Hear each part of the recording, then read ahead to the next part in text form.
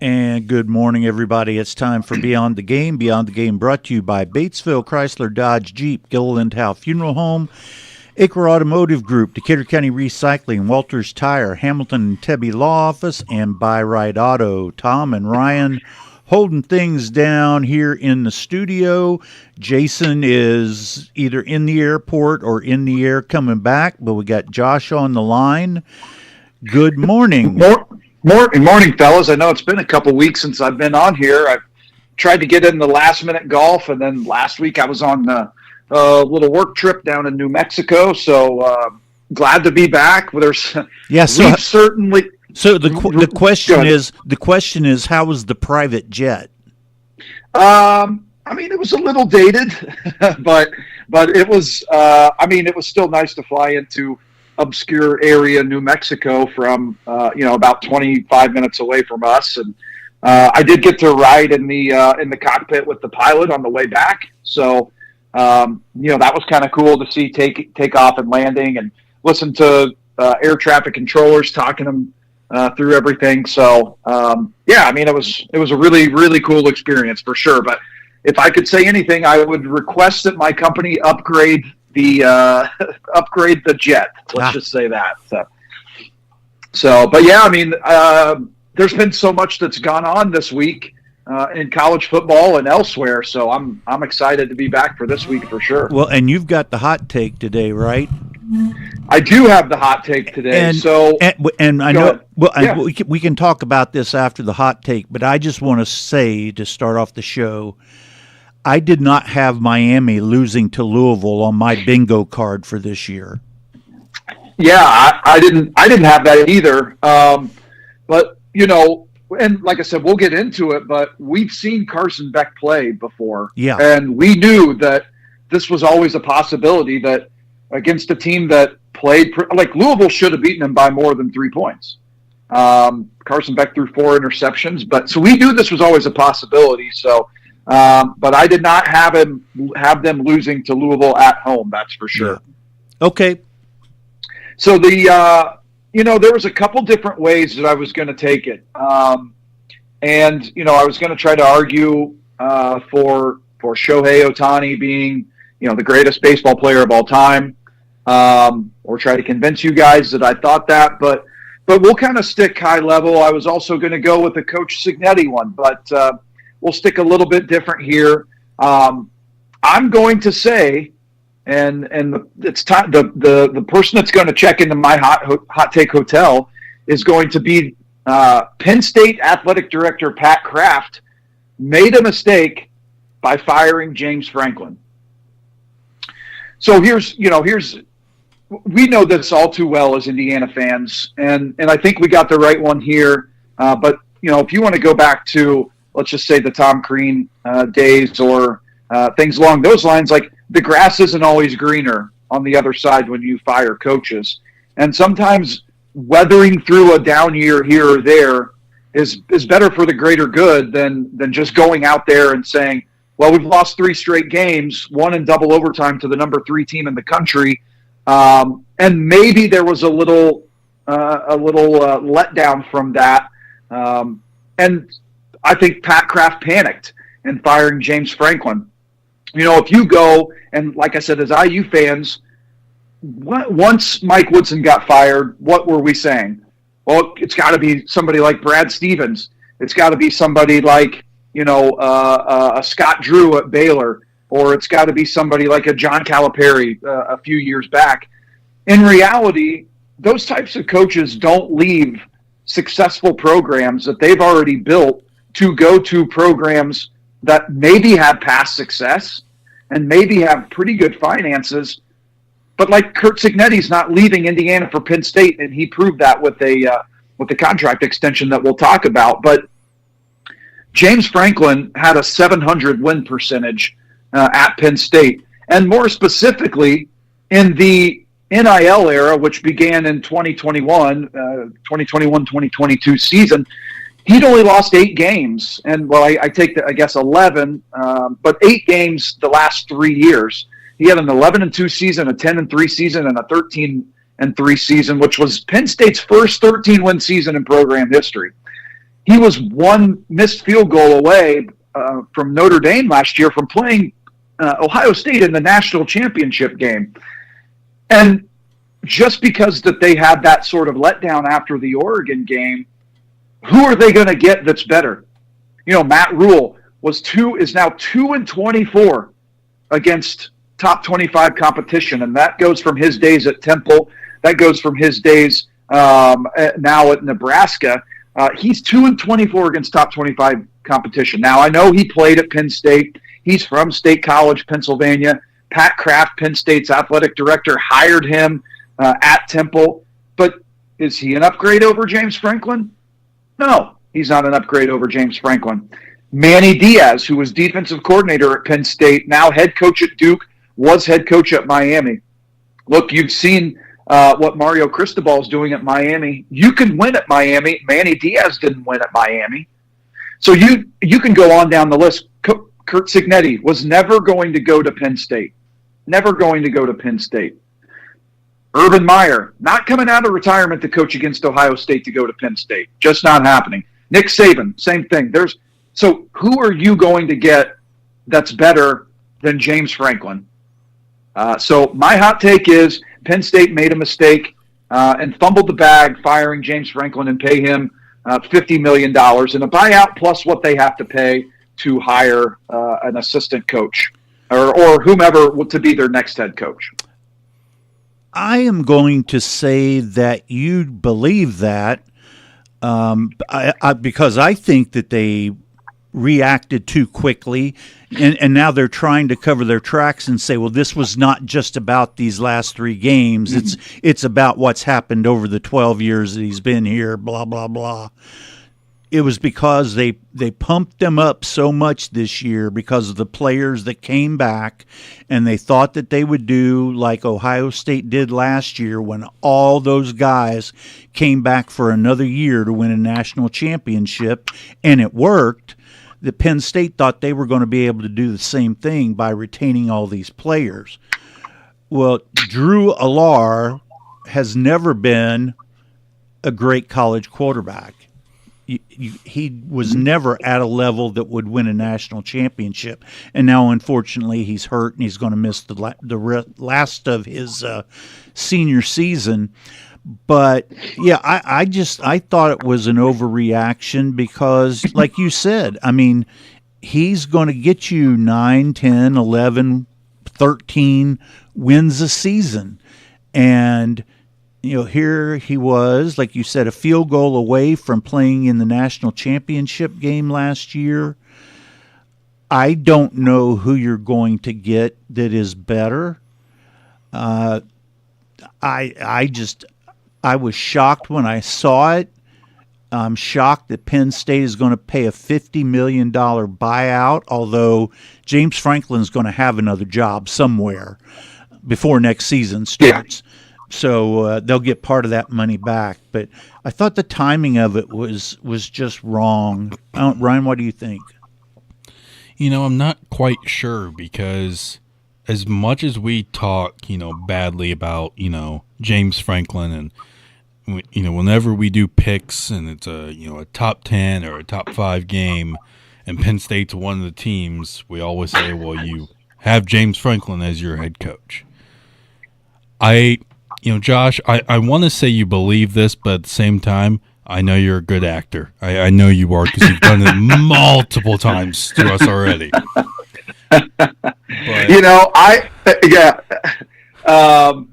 Ryan, I think I guess I got to be honest. I'm pretty torn on this one.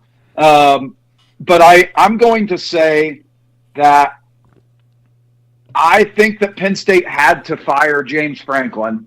I'm gonna do a little both sides here. Ryan, I think you're right, and Tom, I think you're a little bit more right than Tom. Penn State had to fire James Franklin, but to your point, Tom, the timing was just weird. When big time programs. So I guess I don't really know what I believe, but I'm going to say that they did have to fire him, even though I argued that they shouldn't have. So you guys are kind of both right. but yes, I did act that as well as I could, Ryan. But here's my thing with the Penn State, and then I'd love to get your guys' takes on it. You know, when programs, and look, I know Purdue fans that listen to it. Andrew Stewart, if you're listening, our good friend Mark here, even though he's more Ohio State, I know he's paid money to Purdue. You know, when programs that have had so much success in the past still do live in that past, and let's be honest, Indiana is closer to Penn State than they are Nebraska. Indiana basketball is closer to Penn State than it is Nebraska football. And, you know, IU has found some success at times. You know, they went to a national championship game under Mike Davis. They went to multiple Sweet 16s with Tom Crean. They had they were ranked number one and arguably had the best team in the country. Yet they just had a poor game against Syracuse. When Kentucky had Anthony Davis and those guys, Indiana beat Kentucky, and because the NCAA wanted to see that rematch, they put Indiana against Kentucky in the Sweet 16, and Kentucky went on to blow everybody out in that tournament except Indiana. So Indiana's had their chances, and Penn State's had their chances. And when you have a coach that consistently wins 10, 11 games, that's not easy. And yes, he never – well, he beat Ohio State one time, Tom? Yes, one. He lost the last time. 8 in a row. And James Franklin – now Curt Cignetti has more top 10 wins than James Franklin. And Curt Cignetti's coached in the Big Ten for a year and a half. Right. Again, Penn State was never going to get Curt Cignetti. And if you want to get Matt Rule, you know, I thought Matt Rule was the right choice until I watched him play Minnesota last night and put up all of 6 points against Minnesota, a team at Minnesota where Purdue just put up 30-plus points against Minnesota last week. So if there's not a slam dunk hire, then you can't fire a guy like James Franklin. You have to hope that he figures it out. And Penn State doesn't have the NIL resources and the money that Indiana has anymore. They just don't. Indiana is the largest alumni base in the U.S. They don't have that. And you know, Terry Hepner said it back in 2006. Indiana's a rocket ship. You just have to have the right guy. Curt Cignetti said last year, "Why would I leave? I'm at the biggest sleeping giant that there is." Like, so unless there's a slam dunk hire, you can't make that move to fire James Franklin. You have to see if he could get it turned around. And I think this was a case that Pat Kraft, Penn State's AD, let the fans, and this is why NIL's dangerous, let the fans decide the fate of James Franklin. And I'll go with one more point, and then I'll shut up for a little bit. Curt Cignetti and Ryan Day have ruined college football coaching for everybody else. I say that because I was looking up I was going to make the argument that actually Curt Cignetti is already a top 5 coach in college football history. And I was going to back it up with some win percentages until I saw what Ryan Day's win percentage was and where that compared to everybody else's win percentage. And yes, I know that Ryan Day did not start his head coaching career at Toledo and then moved to West Virginia and then moved to Ohio State. He did get gifted Urban Meyer's Ohio State. However, he's never had more than 2 losses in a season in his career. He's only lost to top 10 teams, essentially. And he's won a national championship. So when everybody's saying, well, we got to beat Ohio State, that's impossible to be. You can beat Ohio State, but year in and year out, Ohio State's going to be playing for national titles, or at least in that Final Four. And then Curt Cignetti has ruined it because he's taken the losingest program in the history of college football, and in a year and a half has turned, with 55,000 fans, not 105, with a culture of losing, with fans giving up on the program. Now he's selling out. He's the biggest name in college football, and he's made the impossible possible at Indiana. So those 2 coaches have ruined college football coaching positions from here on out. Yeah, it's, you know, I'll go back to it. The timing of the whole Penn State thing is odd. that they most likely have at least 2 more losses coming up because they still have to play Indiana, they still have to play Ohio State. So, those are 2 games that Penn State should lose. Penn State's going to lose. Penn State's losing at Iowa today. I don't know if that's on our sheet, but that could they're be. Losing at Iowa. Yeah. So I don't know what they thought they were going to gain. And like you said, Curt Cignetti was never going to leave IU. Was not going to happen, especially now that IU has invested in the program through NIL, through giving additional money to pay assistant coaches to keep them instead of letting them take off and go somewhere else. The only thing that I would say with Coach Cignetti is, now he's going to be making $11.6 million a year and third in the country behind Kirby Smart, Ryan Day, both of who've won national championships, right in front of Dabo Swinney, who has won 2 national championships, as Kirby Smart. But, for you as an IU fan, Josh, if let's say if Indiana wins the national championship this year, everything's off the table. But if let's say IU makes it to the national championship game this year and loses, and for the next 8 years, this entire contract of Cignetti, they go 9-3 or 8-4 every year. Is that okay for that $11.6 million? Yeah, we did talk about this maybe this time. Not last year, but in the off season. Curt Cignetti was making $8.5 million, which was top 15 in the country, and we said Indiana needs to be a top 15 team going forward. And if you would have sat here and asked me this 18 months ago, I would have said, you're kidding, right? Indiana in a national championship game, or is a down year 9-3 or 8-4 for Curt Cignetti? I wouldn't say that 9-3 is a down year. I have to assume that going forward, and not in the next couple years, but in 2029 and 2030, which isn't as far away as seems to be, they play Notre Dame.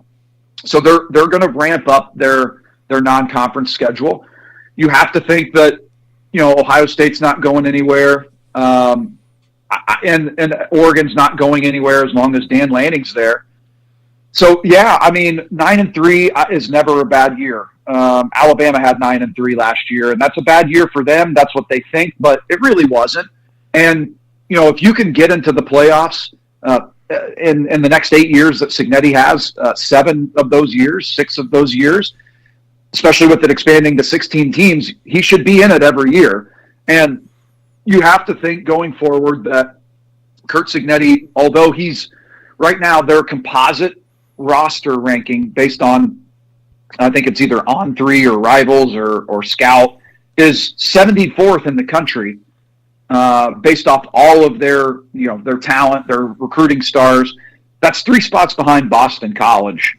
So what Cignetti is doing with seemingly lesser talent, I can only imagine what it's going to be like if he does start to land some of those high-level recruits, piggybacking off of NIL and getting the guys that he wants. I still don't think he's going to go poach guys from Alabama every year that transfer because, he's said time and again, I want guys that have produced, even if it's at a lower Power 4 school like a Fernando Mendoza, like a Elijah Surratt. I mean, look at those 2 guys. Right now, you would have to say, if you go stat line for stat line, and I'm not saying on talent, I'm just saying on production, Elijah Surratt has had a better year than Jeremiah Smith. Yeah. And Jeremiah Smith is arguably the best football player in the country. So, he's getting his guys that he wants. And so to answer your question, I don't think a 9-3 year. I think an 8-4 year, if that's your worst year, it's worth it. But, that top 3 in the country, Curt Cignetti needs to produce semifinal appearances, college football national championship appearances, which is just unbelievable to say. But I have to give Cignetti credit. He could have left for Penn State. Yeah. And nobody would have been like, what an idiot for leaving for Penn State. But what he wanted out of Indiana 18 months ago, just to invest in the program and invest in my assistant coaches, and I'll be here. And Indiana's done that, and Curt Cignetti has stayed true to his word, and Indiana stayed true to their word. And Curt Cignetti, I think, is about the only guy that would probably stay at Indiana with Penn State coming open, Florida potentially coming open, things along those lines.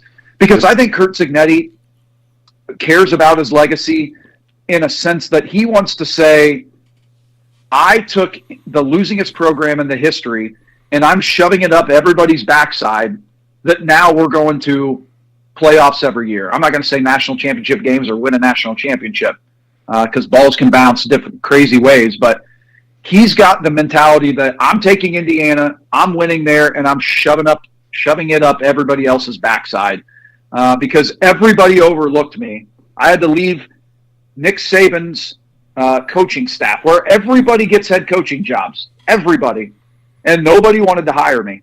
So I went to a Division II school, and I won there. And then I went to an FCS school, another Division II school first, and then won there. And then I went to an FCS school and transitioned them into FBS or Division I, and I won there. And nobody still wanted me. And then I went to Indiana, the losingest program ever, and I'm winning bigger there than everybody outside of Ryan Day is winning through 18 months. So he's just a different breed. And he's exactly what Indiana needed and needs. And again, he's ruined college football coaching for everybody else other than Ryan Day. Yeah, he's proven that there are coaches out there at lower levels that don't get a look at D1 jobs that maybe should be considered for those jobs. Got a message from our good friend Mark over at Buy Right Auto, and he says that he agrees with you, Josh, to a point on your view of Penn State firing Franklin, especially mid-season. Who are they going to find to improve on the team until after the season? And if Cignetti is so committed to IU, then why the need for a mid-season contract extension and raise on his second year with the team? I'll take that one. I think it's because Scott Dolson wanted to show the commitment that the university had. I don't think it was Curt Cignetti going to them saying, hey, I need a contract extension, I need a pay raise right now. I think it was Scott Dolson saying, you know what, I need to do something to make sure that I can hang on to this guy. This is what you mean to us, right? Yeah, exactly. We're gonna pay you this amount of money. I mean, he didn't even say it because of how big it was. When they announced it, he goes, this is what you mean to us. This isn't out of the fact that one of the biggest names in college football and programs just became available. This is because you've led us to an 11-2 season and now 6-0 so far, and going to be ranked the number 2 team in the country after this week. Yeah, you proved it, and you're going. This is what you get. I hope number 2. Yeah, and if you believe what Scott Dolson says. This was on the table before Penn State fired James Franklin. Now, that could be true in both sense. Like Scott Dolson, Pat Kraft is a former Indiana football player, right? He played at IU, so he knows. And yes, this could have been in the works before James Franklin got fired, but it could have been in the works a week before James Franklin got fired. Or a day before James Franklin got fired. As soon as Curt Cignetti won at Oregon, really convincingly, 10-point win when they were 7-point underdogs, Curt Cignetti was always going to be one of the highest paid coaches in college football. And going from $8.5 million, although it's huge for Cignetti, to 11.6 in the grand scheme of things is basically selling out one football game. So, a $3.1 million or $3.2, whatever $1 million bump in pay isn't that big of a deal in the grand scheme of football, because look at every weekly conversation about anything college football, they're talking about Indiana and Curt Cignetti. He lives in everybody's head on the SEC rent-free. And every time they talk about Indiana is a recruiting win for Curt Cignetti. And he's changed the perception like I never thought anybody could ever change the perception of Indiana. We talked about it for years on this show. When will Indiana spend money on football? And it's the chicken or the egg, right? Do you spend the money and then you win, or do you win and then you spend the money? Well, Indiana married up both of those with the perfect hire for that. And I don't even know if Ryan Day can win at Indiana like Cignetti is. It's just an insane turnaround, and something that I never thought that we would be talking about. But Penn State, going back to them, who do they hire? For a long time, Matt Campbell, head coach at Iowa State, has been, a talking point amongst, is he going to go to Michigan? Is he going to go here? If Ohio State fires Ryan Day, is it going to be Matt Campbell? But Matt Campbell, I talked to a buddy that is a huge Iowa football fan and, likes Iowa State just because he grew up in Iowa. And he said, guys, Matt Campbell lives in Ames, Iowa, and is the mayor of Ames. Like, he runs Ames, Iowa. And Ames, Iowa is cheap to live in. It's very similar to why Kirk Ferentz never left Iowa City. Like, Kirk Ferentz goes 8-4 every year, and nobody's ever calling for his job. Matt Campbell goes 9-3 every year. Nobody's calling for his job at Iowa State. Do you want people chanting, basically F you, Matt Campbell, if you go 9-3? I don't know. At some point in time, Matt Campbell or somebody along those lines has to look at it and say, can I win a national championship at Iowa State? If that answer is no, then he needs to go to Penn State.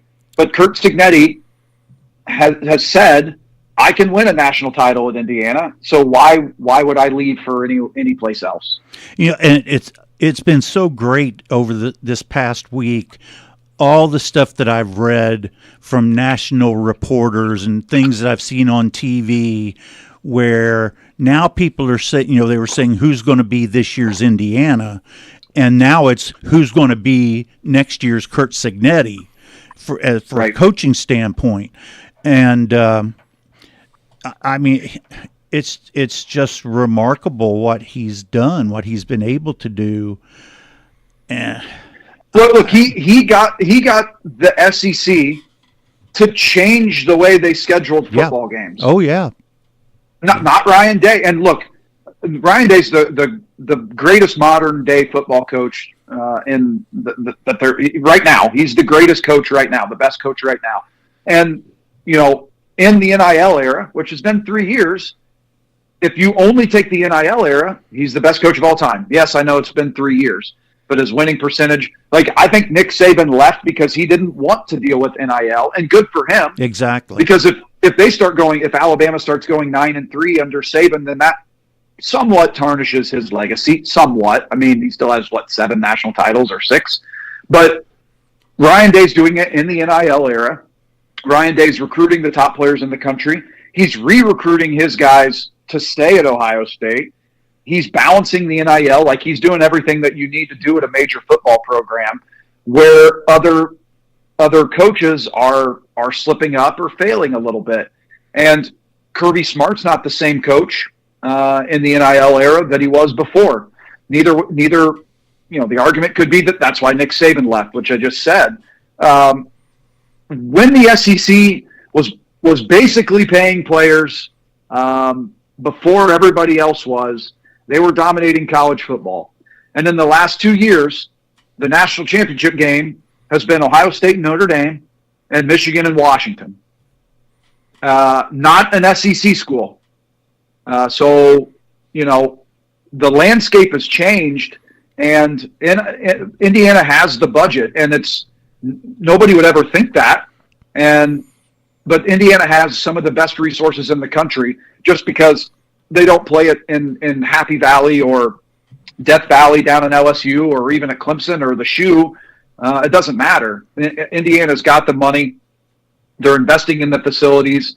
And, yeah, man, it just took the right person to take over that Indiana job to make it blow up. Yeah, Paul Feinbaum, his big statement that if another team from the Big Ten won the national championship, he'd leave the country.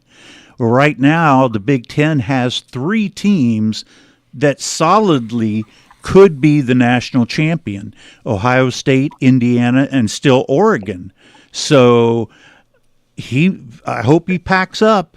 I hope he's got his mover ready, because the Big Ten's not playing games anymore.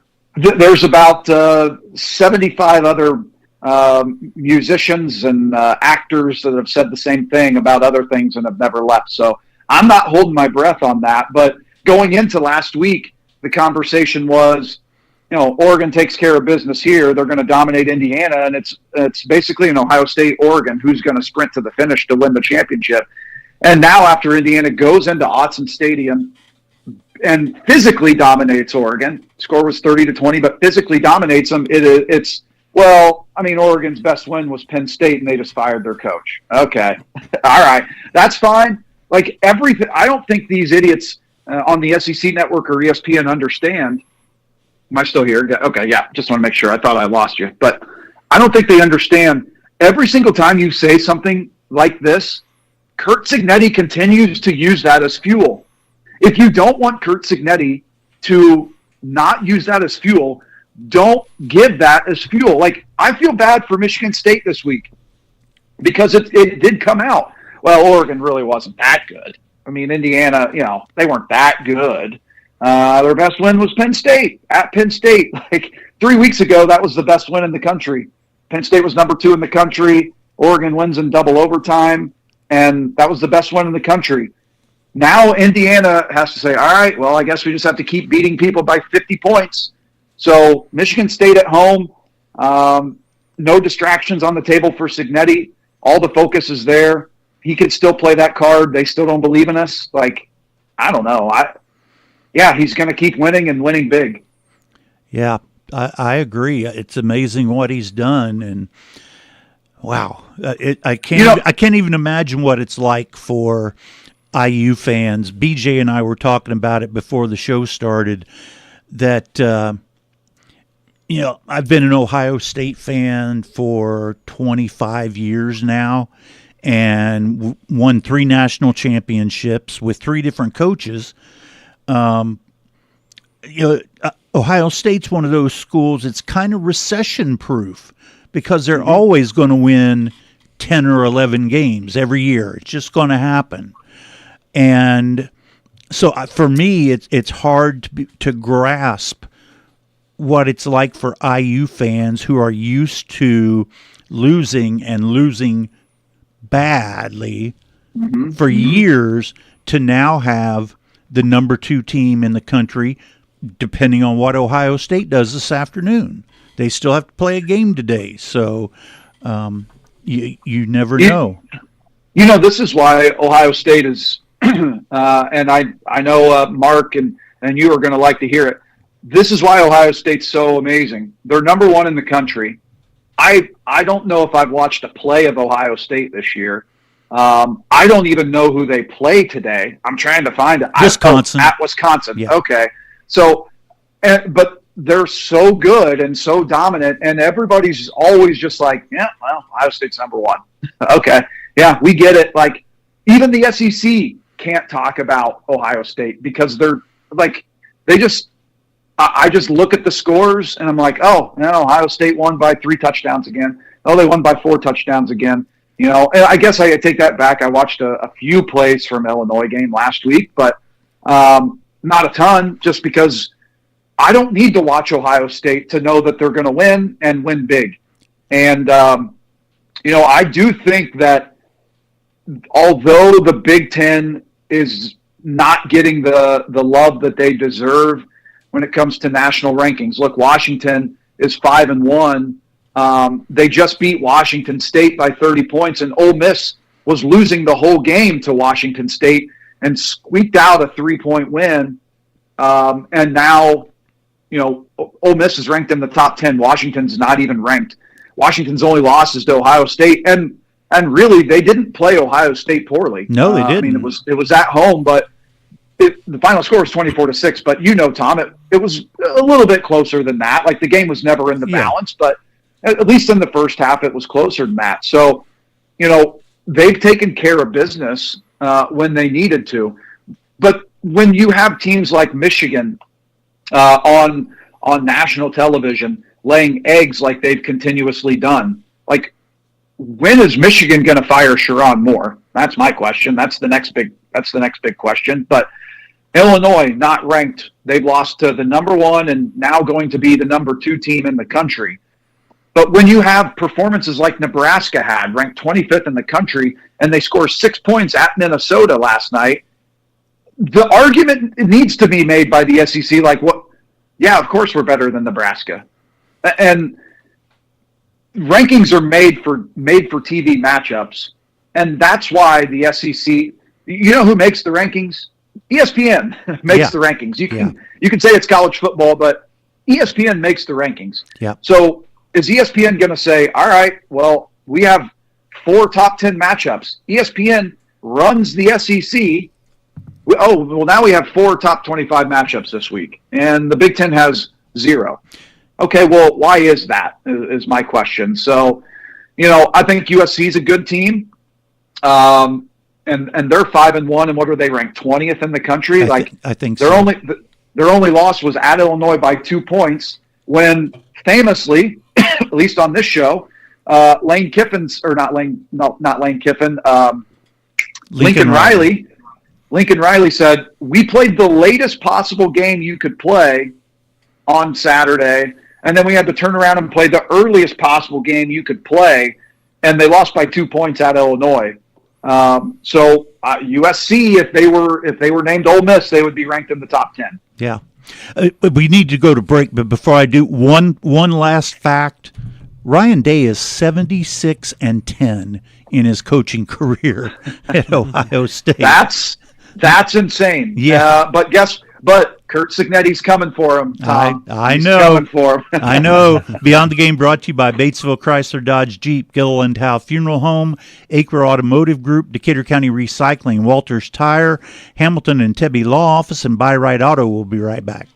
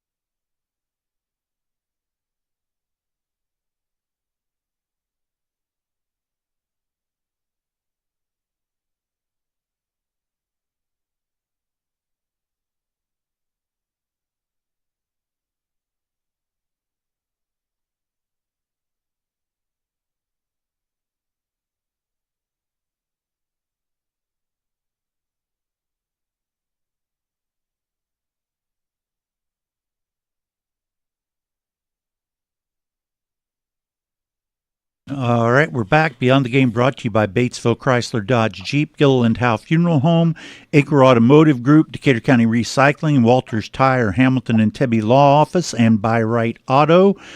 Ryan and Tom here in studio. Jason is probably in the air coming back from Florida. We got Josh on the line. Josh, I just, during the break, opened up my phone, and I understand why your hot take might have been about Shohei Ohtani, because the guy has been in a slump in the playoffs, a slump for him, not for most people. But then last night, what's he do? He hits 3 home runs, and oh, by the way, he pitches 6 scoreless innings and strikes out 10.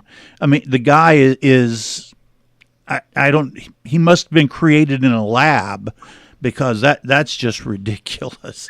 Yeah, I mean, and I before we forget, I do want to get back to a little bit of Big Ten talk. But yeah, Shohei, I think last night he could have beaten the Brewers by himself. And I mean, if he was only pitching and he got 1 at-bat an inning, I think he only got his regular at-bats, so just his 4 at-bats or whatever he had, and everything else was an out. I think he could have beaten the Brewers by himself. Maybe. And with no defense behind him or anything. Like if somebody hit a ground ball to shortstop, it might have been a double or a home run, but it wouldn't have mattered last night. And, you know, he had supposedly a 469-foot home run, which is not true because it left the stadium. Nobody's ever hit one as far as he hit one last night in Dodger Stadium, and that's, you know, steroid era and everything. You know, baseball, they're about ready to have a problem. You know, the Dave Roberts, the Dodgers manager, last night said in his post-game conference, you know, everybody said that the Dodgers are ruining baseball. Well, let's just win 4 more games and really ruin baseball.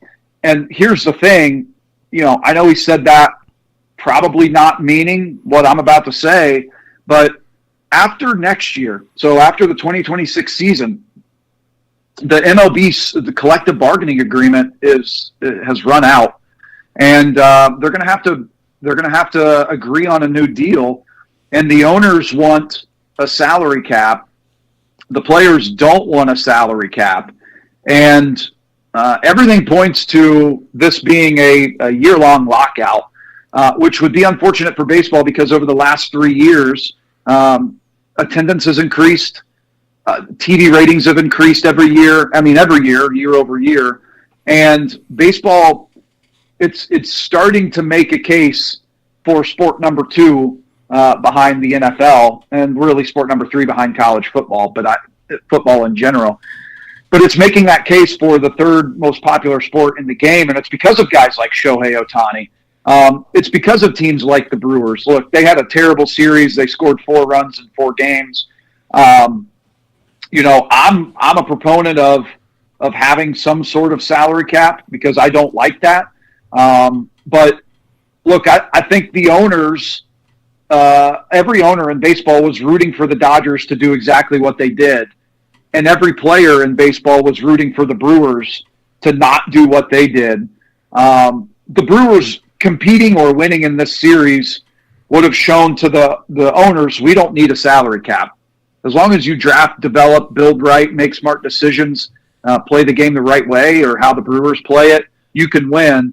And that's been proven by the Dodgers, you know, starting with the Red Series and then going into their next series against, I don't even know who they played. Padres, wasn't it? The Phillies. The Phillies, who spent a ton of money as well. And now the Dodgers, like, they're an unrelenting lineup. Their pitching staff is insane. And it's because of guys that they've signed. Shohei Ohtani to that mega deal. Blake Snell to a ridiculous deal with a guy that was coming off major arm injuries and can only pitch 5 innings. That was his MO going into this year. And he didn't even start a full season this year. And amongst other guys, Tyler Glasnow, who pitched, but he's had his share of arm injuries. had a major deal with the Dodgers. So baseball's going to lock out for the 2027 season because they're not going to agree on a salary cap or not salary cap. And, I say this not because I think it, but yeah, the Dodgers probably have ruined baseball. I don't necessarily think that's a bad thing, what they're doing. The bad thing is a team that was purchased for $250 million back in 2002 that's worth $2.1 billion now, and they had a higher payroll in 2000 than they did in 2025. That would be the Cincinnati Reds, the Pittsburgh Pirates, the Tampa Bay Rays, the Minnesota Twins. Those are the teams that are ruining baseball, not the New York Mets, the LA Dodgers, the Philadelphia Phillies. Yeah, and the Chicago Cubs are ruining baseball. The Chicago Cubs are the third most valuable franchise in baseball, and they're spending about $150 million less than the Dodgers. Yeah. So whose fault is that? Yeah. I mean, they can say what they want about the Dodgers ruining baseball, but the Mets are spending just as much money, and they aren't winning anything. So, No. And I've always said, and the media agrees with it, the Major League Baseball Players Association is the strongest union of any professional sport. And they will not accept a salary cap. In no way, no shape, no form will that union agree to a salary cap. No, and if you so right now I'm looking at the 2026 for the 2026 season. Well, let me go back to 2025. Sorry. So the 2025 payrolls, this year's payrolls, the Dodgers are at $350 million. The Mets are at $342. Didn't make the playoffs. The Phillies at $290. Oh, I'm sorry. The Yankees at $305. The Phillies at $290. The Cubs at $211. They're spending $140 million less than the Dodgers. That's the Cubs' fault, and that's not the Reds' fault, or that's not the Dodgers' fault that the Cubs don't want to spend money. They're 10th in baseball, third most valuable franchise. The Atlanta Braves, 76 and 86, $219 million they spent on their payroll, fired their manager. The Texas Rangers, 81 and 81, $226 million on their payroll. The problem is when you get down to the bottom third of baseball. Not everybody can be the Brewers, but the Brewers are part of the problem. $121 million on their payroll, $2 million more than the Reds. Yeah, they were 97 and 65, but there are teams built for the MLB regular season and the MLB postseason. And no, you don't have to spend $350 million, but if you're the Cincinnati Reds and you're sitting there, you're like, all right, well, we have one glaring hole. Like our pitching staff is where we want it to be. We have Elly De La Cruz. You have to think there's a bounce back year from Matt McLain. We have one glaring hole, and that is power from the left side of the plate. And that power from the left side of the plate just happens to be, actually there's two of them. They happen to be free agents. One of them happens to be from the Cincinnati area, who also said, yeah, I think it would be a dream come true to play for my hometown team, the Cincinnati Reds. That's Kyle Schwarber. And if the Reds were smart, making the playoffs, limping into the playoffs basically this year, knowing what they have, knowing the cost control they have with Elly De La Cruz and Matt McLain and Nick Lodolo and basically Hunter Green and Chase Burns, they would say, all right, yeah, we're going to spend $45 million over a 4-year deal for Kyle Schwarber, because if we can start winning more, we start getting more fans, we start getting more revenue, and it's going to pay for the contract. But they're too cheap to do that. Well, I read last night that the Reds this year averaged their highest attendance per game since 2015. And that means now it's on management. They have to do something to get the Reds to take that next step. And Castellini's made lots of promises. The fans have shown they will come out. Now he's got to make it a consistent winning team, not one that limps into the playoffs, but one that is contending to be where the Brewers ended up this year. Making the NLCS, having the best record in baseball this season. they've got to do something. Yeah, and the sad thing is, we know they're not going to do anything. No. I can tell you exactly what their offseason is going to look like. Well, we just need to find improvement from within, and then not starting December 1st or whatever MLB free agency opens up, the 15th or whatever. They're not going to do anything early.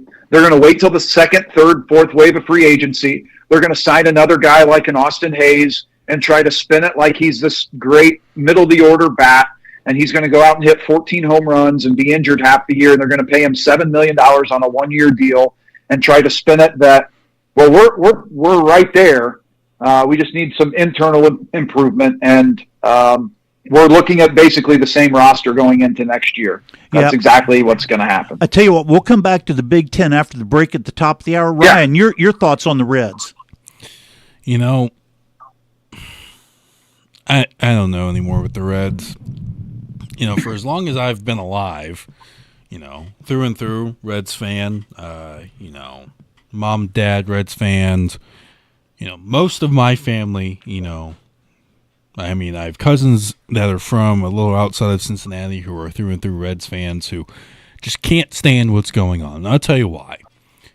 Just like Josh's point, the Reds should, if we were the managers and the owners of the Reds, we would make splashes every year. We would make splashes. We'd go out and get this person or that person, or we'd make, this trade, or we'd cut back on players. We'd do this. The thing is, the Reds won't do anything for as long as I think all of us are alive. They're just not going to. There's two players that I think the Reds should go and get. They're both on the Philadelphia Phillies. Go get Nick Castellanos back, because I read something last night that the Phillies are going to either release or trade him. Go get the hometown gig. Go get Kyle Schwarber. Go get him. Make him your leadoff. Go get him. Do it. But they won't. You want to know why? Because the Reds are the saddest team in baseball history. They are the worst, the best 4A team ever. It's insane how, they lucked their way into playoffs. Thank you to the Marlins for sweeping the Mets, by the way. It is terrible on how bad the Reds management is. You look at who they have on their roster. It is a young core of talent who can win games, but they can't win you enough to get in there. And it is on management to go and get a couple splash players who will win you those extra 10, 15 games, who will get you in a division tight race to the end of the season. But they won't do it, and you want to know why? Because of the Cincinnati Reds. Yeah. Couldn't agree more. I'm fortunate enough that in my lifetime I've seen the Reds win 3 World Series, so thank goodness. You want to know something? In my lifetime, I've never seen them win a playoff series. Wow. Well, I'm right. I'm basically right there with you. It was 1995, and I was 7 years old, so that's not great. Yeah, and the last time they won a World Series was 1990. They shouldn't even won that one, and they got. Somehow they swept the Athletics, which I don't understand. But I'm very thankful for the Reds and their past history. You look at the Big Red Machine. You look at 1990. You look at the early 2010s years with Brandon Phillips and all them. They won the division, and they, I think they had the 1 or 2 seed, and then somehow they get no hit in the playoffs. You just look at what has happened, and that's why. You want to know why? I'll say it again. You want to know why they won't do anything? Because they are the Cincinnati Reds. I'm afraid you're right.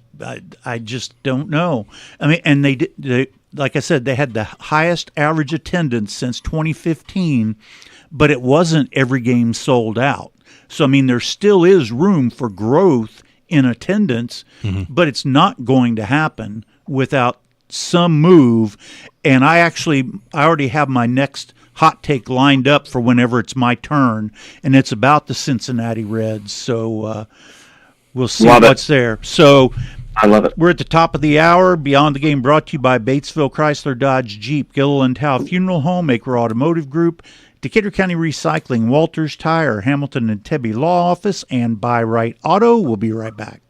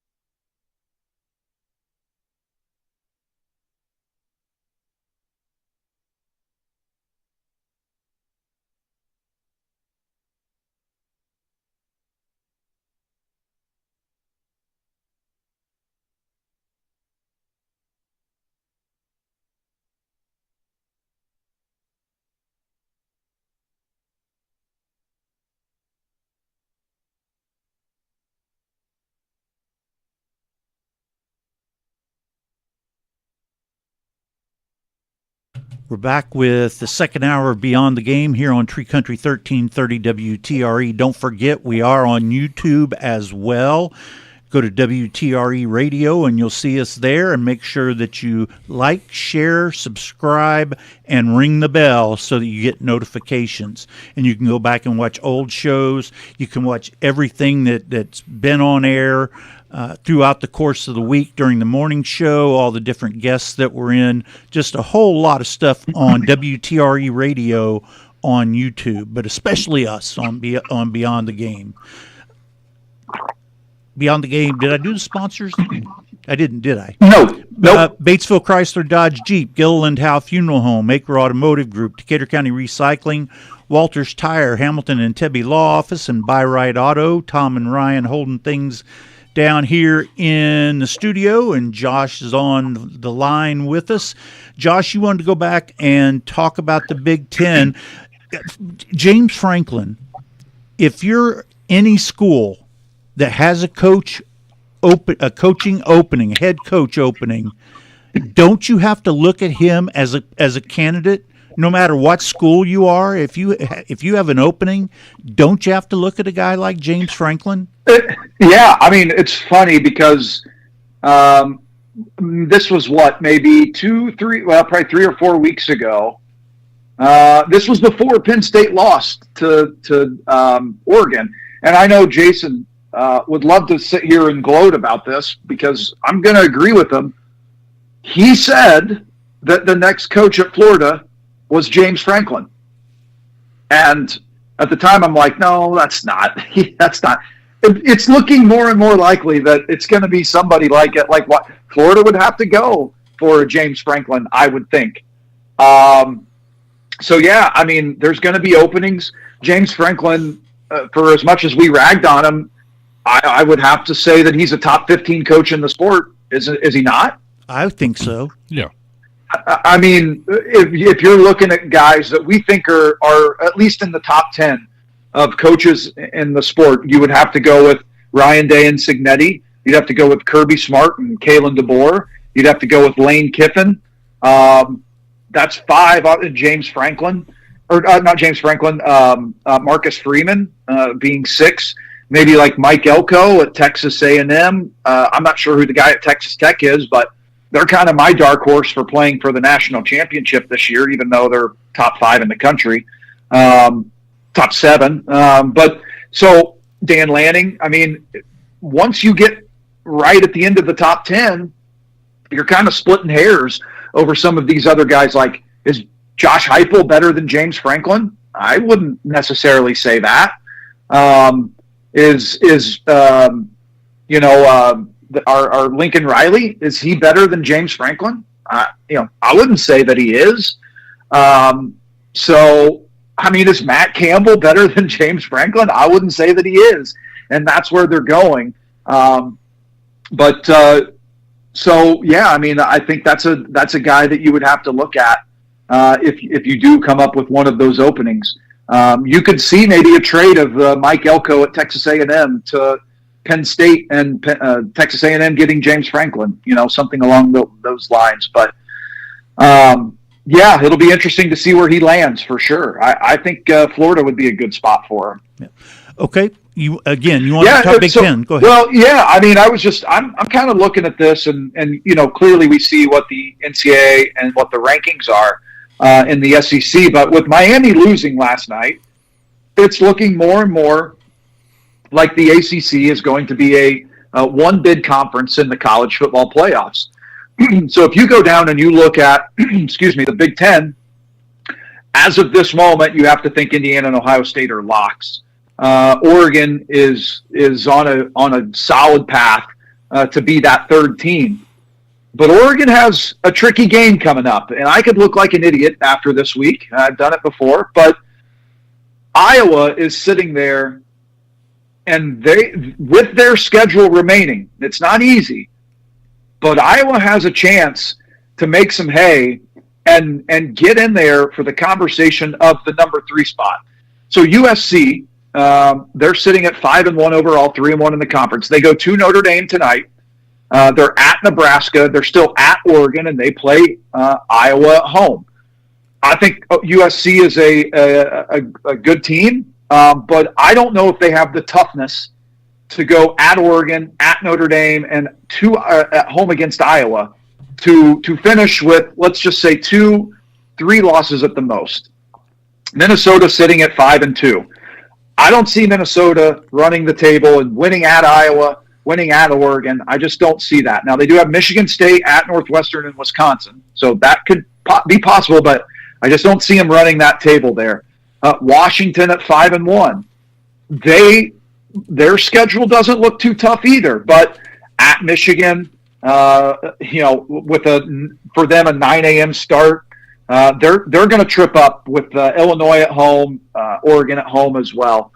And then you get down to Iowa, who's at 2-1 in the conference and 4-2 overall. Their 2 losses were by 3 points to Iowa State, at Iowa State, and by 5 points at home against Indiana, where when their quarterback was playing, they had the lead against Indiana. Now he got injured, backup quarterback comes in, IU marches down the field. losing by 5 at Indiana, who's now going to hopefully be number 2, not anything to sneeze about. So they have a chance against Penn State. So they have 3 straight home games starting today against Penn State. And they take care of that, let's say. Then they have Minnesota at home, who Minnesota looked okay last night against Nebraska, but, got to think that they're going to take care of that. Then the big game is so now they're going to be sitting at, let's say, 6-2, 4-1 in the conference. They're probably ranked in the top 25. And then they have Oregon at home. Now, you have to think Oregon's going to get back into that top 5 level. And Iowa typically plays those types of schools well at home, and that's a tough place to win. If they sneak that one out, they're sitting right there. Now they have at USC and Michigan State and at Nebraska to finish. But I think Iowa is a dark horse to get to that 10-2. Now, again, it's not an easy schedule, but to get to that 10-2, maybe even 9-3, and sneak into that final playoff spot as the 3rd seed for the Big Ten. Yeah, I mean, I think Oregon, Ohio State, Indiana are locks right now. Because I think at worst case, Oregon ends up 10-2. They get in at 10-2. Iowa, I don't know. It just depends on how all these people on the selection committee vote. If Iowa finishes 10-2, should they be in the playoff? Yeah, I think so. Over a 9-3 SEC team for sure. That would be wins against Penn State, Oregon, USC, and Nebraska. Again, it's not an easy schedule to finish, but the 2 games that they've lost have been close losses to ranked teams. And I think that in 3 weeks, if it plays out this way, I think the Oregon-Iowa is sort of a de facto who's getting the 3rd Big Ten bid in this 12-team playoff. Yeah, could be. So just an outside chance, like, Illinois still has that chance. Their 2 losses are to the 1 and 2 teams in the country, and their schedule is at Washington, Rutgers at home, Maryland at home, at Wisconsin, Northwestern. So never mind, I take that back. Illinois 10-2, and they're probably in the college football playoff. Yeah. Although they probably won't be, because everybody's going to say, well, you lost by 53 points to Indiana. Yeah. So yeah. It's an uphill battle, but I think the Big Ten has a – so you think Indiana, Ohio State, Oregon are probably getting in, as long as Oregon only loses 1 more game. Right. That's what I think. So go ahead. Well, I was just going to say, so is the SEC going to get 4 teams in? Or are we kind of assuming that? Probably like same as it was last year, although I've seen some projections that have had 5 or as many as 6 SEC teams in the playoffs, which is just ridiculous. Yeah, and here's my thing. Notre Dame lost by 3 at Miami and by 1 to Texas A&M at home. But, they have one of the at-large spots available. I think their ESPN is just ranking Notre Dame number 13 right now. So it looks better when they put them in the playoffs. If they can look after today's game against USC, they literally play nobody. Right. Nobody. And they're going to be ranked number 7, number 6 nationally if they win out, which should they be? I don't know. I mean, their schedule is they've beaten Purdue. They've beaten Arkansas, who doesn't have a coach anymore. Boise State, okay. NC State, all right. So, and they play USC at home. This is the worst schedule in college football for a national championship contender. Yeah, definitely. Ryan, what are your thoughts? Out of the Big Ten, I think, because at this rate, and I think we can all agree, when it comes down to who's playing in Indy, it's going to be Ohio State and Indiana. One of those teams is either going to be number 1 or number 2 in the college football playoff. The other one, since there's no, the conference champions don't get a bye, the other one is either going to be 4 or 5, give or take. Depends on who the other, let's say Alabama wins out and they have, multiple ranked wins. Who knows? Then it comes down to, okay, if Oregon wins out and their only loss is to, let's say, Indiana is the number one team. Yeah, Oregon would go in as probably 8, maybe 7, could be even 6. But it really depends on how, like Josh said, Josh is a really good actor because I wholeheartedly believe that Iowa could make the college football playoff. You want to know why? The Big Ten is weird. Every year. I mean, you look at Northwestern. Northwestern's 4-2. Purdue, hey, Purdue's got one more win than they did last year. They have 2. It's not a knock on little brother. Progress. It's progress. Next year they're going to win 3. So, but I tell you what, I think the SEC. This might be a hot take beyond hot takes. The SEC is only going to have 2 or 3 teams.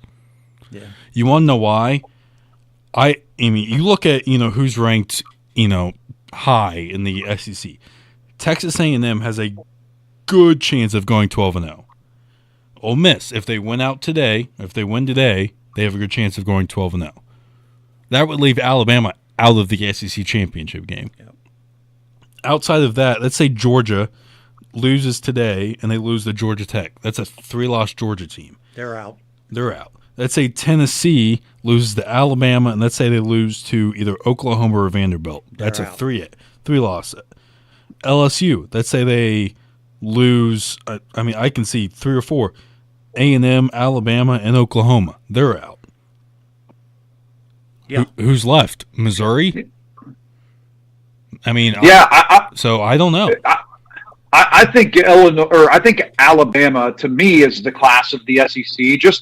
I'm just going by eye test, and I've watched Georgia a couple times this year, and yeah, they have a nice win at Tennessee, but they lost to their biggest rival at home, which really shouldn't happen. And if you want to be ranked where you're at, they got some luck in beating Auburn, which is they're 0-3 in the SEC, 3-3 overall. They got some luck there. Like maybe Ole Miss, but in watching Ole Miss and looking at their schedule, like I'm not a believer in LSU. So they did beat LSU at home by 5, but again, Washington beat Washington State by 30 plus points, and Ole Miss was losing at home to Washington State the whole game last week. So based off the eye test, they're out. Texas A&M, they have the win against Notre Dame. Other than that, they beat a bad Auburn team by a touchdown at home. They beat a bad Florida team who just beat, LSU? Or who they just beat? Texas. Texas, which, look, I don't think Texas is any good. They just lost to Florida. They beat Oklahoma. Oklahoma's not any good to me. You have to take the rankings out. You don't have to watch complete games, but you have to watch enough to see the eye test. Like, I don't have to watch Ohio State. Like I said earlier, I don't have to watch Ohio State to know that they're good. I just don't. I know that they are. And I've seen Alabama enough to know that Alabama is really good. Alabama is a top 4 team in the country. Alabama's better than Miami. They're not better than Ohio State or Indiana, but they're better than Texas A&M, what I've seen, because I don't think Notre Dame's great. Notre Dame's defense is awful this year. They do have 2 awesome running backs, but their defense is down this year, and that's Texas A&M's best win. So, other than Notre Dame, Texas A&M doesn't have any great wins. So, I think it's probably going to be a 3-bid league in the SEC just because it's the SEC, right? And Indiana didn't look good last year. They got in over Alabama, although everybody's glossing over the fact that Ohio State beat Tennessee by about 70 last year in the first round of the playoffs. So, I'm saying that Alabama is that top team in the SEC.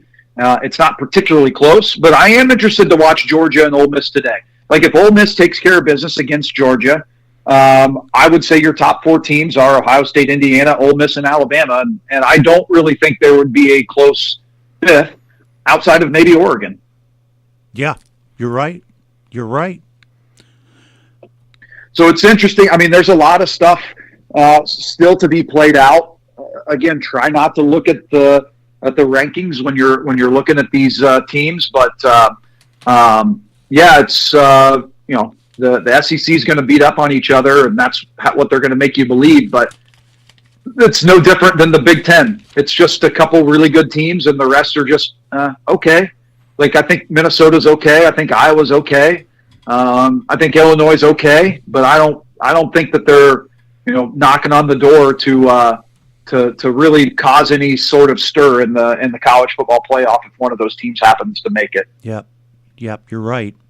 Hey, I had something real quick I wanted to talk about. I wanted to put out a big congratulations to the Greensburg Pirates football team who beat Rushville last night. I'm sure it was an emotional game. I know they wanted to win it for their coach because they were going up against his former school in Rushville, and they handled things. And the post-game interviews with the players, which you can go back and watch on YouTube, were incredible in the way they talked about how the last couple of years when practice was over and they were getting ready to go home, they were angry. They were upset because of the things that happened during practice, where instead this year they come out of it feeling good and that they have a good plan, that they have a coach that has a good plan. So congratulations to Greensburg on a second win. I think they've got their first sectional game as a team that they've got a real good chance. It's Purdue downtown, whatever. Purdue Polytechnic. Yeah. So, I mean, they could end up with 3 wins this season. And that's an incredible accomplishment. Yeah, so Greensburg last year, they had 1 win. It was against the same school that they drew in the first round, who they play next week, and they beat them handily. They're a much better team this year. And then they played the winner of Rushville and South Dearborn, where they just beat Rushville by 20. They played South Dearborn really well in a loss. By all accounts, Greensburg's better now than they were against South Dearborn earlier in the year. So, the championship game would be against Lawrenceburg, and that's certainly a tall task. But just getting, if Greensburg can find 2 more wins, 4 wins after what we saw for the last 2 years would be a very, very positive step in the right direction for that program. And they've got the right guy in place at Greensburg. I'm 500 miles away, but just in talking to people, the buzz is there. He's getting good buy-in from players and coaches, and hopefully you continue to see more kids coming out. Again, the EIAC is not an easy conference. No, with Lawrenceburg and East Central, that's an uphill battle. So getting to a sectional final game against Lawrenceburg would be a wildly successful season if Greensburur can do that. Oh, yeah, definitely. But, yeah, congratulations to Coach Slager. Anytime I've heard him talk, it motivates me. So I can only imagine what it does for those players, considering what they had to go through for a couple of years, the past couple of years. So, yeah, okay, absolutely. So I wanted to throw that out there so we can carry on with more Big Ten or any other topic. Well, let's get into a little NFL. And look, it's been a couple weeks since I've been on the show, so I'm sure you guys have talked about it. But I like to admit sometimes it doesn't happen often, so I don't mind doing it. But I am going to have to admit I was wrong. I was wrong on the Colts. I was wrong on Daniel Jones. Now, in saying that, we did say they had a really good roster outside of the quarterback position. But if you look at the way Daniel Jones has played, I wouldn't say he's the MVP, but he'd certainly get MVP votes. And as long as he can stay healthy in that system that he's in, I think the Colts can do some damage because I don't think there are great teams in the NFL this year. You're right. Yeah, there's not that strong team that's going to go out there and just dominate everything. They should be 6-0. If Mitchell had carried the ball all the way into the end zone, they probably would have won that game that they lost. I do get a little bit concerned with their defense. I'm not sure that they have the depth on the defensive side. I think they'll win the division for sure. And I mean, Daniel Jones doing Danny Dimes things that he did from that year that he took the Giants to the playoffs, and Anthony Richardson continuing to do Anthony Richardson things, warming up with the elastic bands, and one of them breaks his eye socket. He has to go to the hospital. He's not even at the game last week. Broke his eye socket with the elastic. I don't know how. That takes a lot to break one of those bands that they use. And then to have another player get hurt because he ran into one of the other players and got a concussion. But yeah, the Anthony Richardson thing, it's just what's going to happen next for him. It's just, Yeah, and I think the Colts need to go out at the NFL trade deadline, and they need to trade for a backup quarterback. I mean, Daniel Jones has never really proven that he can stay healthy. And if you don't want your season to go completely down the toilet if he has to miss 3 to 4 weeks, and usually when you bring in a backup quarterback, you're never going to replicate what you've done. If the Colts are sitting there right now at 5-1, you're not going to bring in a quarterback, a backup that's going to play extended time and continue to be as good as they are. But if you can go out and get somebody like a Russell Wilson or somebody just as insurance in case Daniel Jones comes up with an ankle injury or something, because he does run a little bit, I think that would be best. But I think the biggest takeaway from not just the Colts, but if you look at the NFL, like it's so important. And I'll say this with Caleb Williams, it's so important to marry up a coach with a quarterback, especially when they have the traits that made them, first round picks. Taking a look at some of these guys, if you're looking at the NFL power rankings, like the Browns gave up too early on Baker Mayfield. Mm-hmm. I mean, Baker Mayfield right now is the NFL MVP if it ended after 6 weeks. He's the NFL MVP. He was cast off by the Browns. Jared Goff was cast off by the Rams and went to Detroit, got married up with Dan Campbell and Ben Johnson, and look where they're at. Daniel Jones, like Shane Steichen, maybe he just needed a quarterback that could process and run his system because, they're sitting at 5-1, and although they haven't played a great schedule, they're taking care of business. That's all that you can ask for. And to your point, Tom, they could easily be 6-0. You continue to go down the list, the Seattle Seahawks, Sam Darnold. Like, he was cast off by the Jets. The Jets are 0-6. Sam Darnold he won 13 games last year for the Vikings. They cast him off for J.J. McCarthy, who is getting a soft benching from an ankle injury because he wasn't ready to play. And now they're going with Carson Wentz. Don't you think they'd like to have Sam Darnold right now? I think so. He's doing great things in Seattle. You look at what Mac Jones has done to fill in for Brock Purdy in San Francisco with all of their injuries. Like, Mac Jones has looked pretty good for San Francisco. And then, you get into Caleb Williams and Ben Johnson. Like, Caleb Williams hasn't been an NFL MVP candidate or anything along those lines, but he's improved every week. The Bears are putting up points. They're the only team in the NFL to score 21 or more points in every game this year. And that was without a run game until last week. And the Bears, with the right coaching staff, with the right players in place, are winning games that they've lost the last 10 years.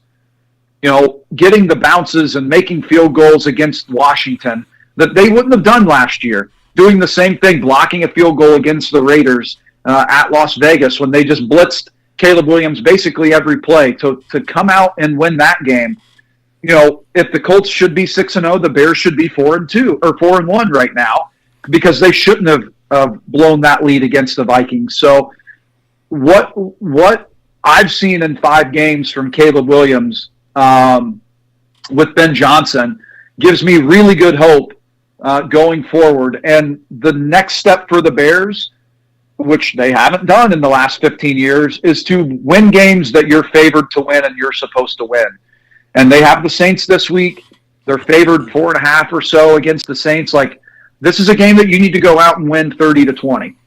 You need to cover the spread. You need to take care of business, and it doesn't need to be coming down to a fumble or a made field goal to win the game. Like, they're learning how to win close games. Now they have to take that next step, and Caleb Williams has to continue to build on what he's done over the first 5 games, get better every single week like he's done, process the whole field, and start making the throws so you can get that yard after the catch that Ben Johnson's Detroit offense has done. So you can't give up on quarterbacks too early, and if you do, it seems like you're paying for that because when you look at what the New York Jets have done and what the Cleveland Browns have done, casting off Sam Darnold and Baker Mayfield, they look awfully foolish right now, casting those 2 guys aside.